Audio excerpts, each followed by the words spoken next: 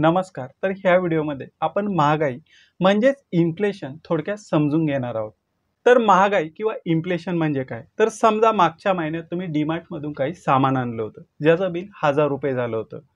आता समजा ह्या महिन्यात तुम्ही परत तेच सामान आणण्यासाठी डीमार्टमध्ये गेलात, परंतु ह्या महिन्यात त्याच सामानाचं बिल ₹1100 झालं.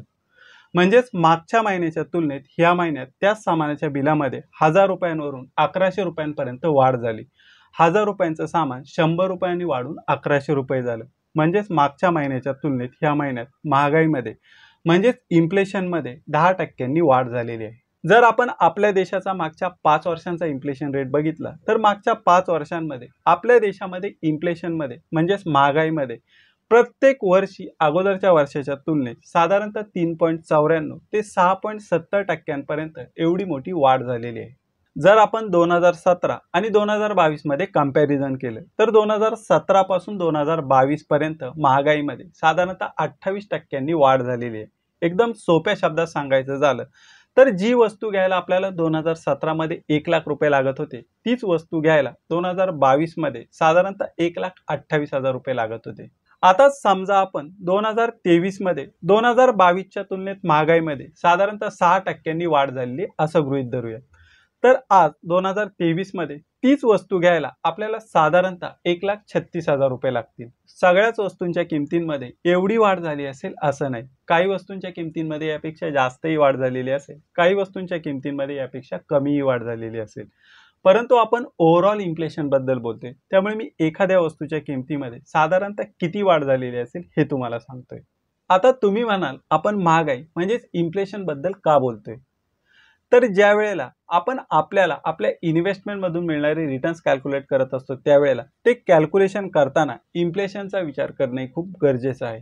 आता समजा आपल्याला आपल्या इन्व्हेस्टमेंटमधून वर्षाला 5% याप्रमाणे रिटर्न्स मिळाले.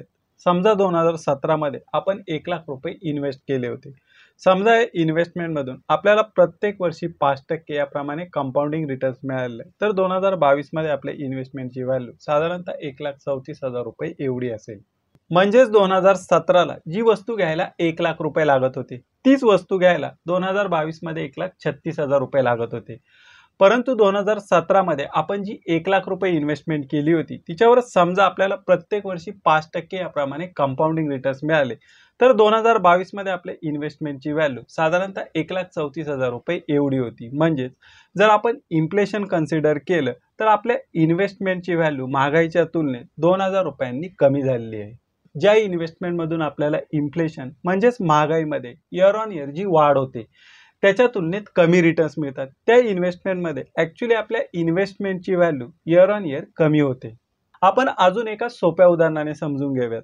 समजा तुम्ही तुमच्या मुलाच्या हायर एज्युकेशनसाठी इन्व्हेस्टमेंट करत आहात. समजा तुमच्या मुलाच्या हायर एज्युकेशनसाठी लागणारा खर्च सध्या ₹5,00,000 एवढा आहे.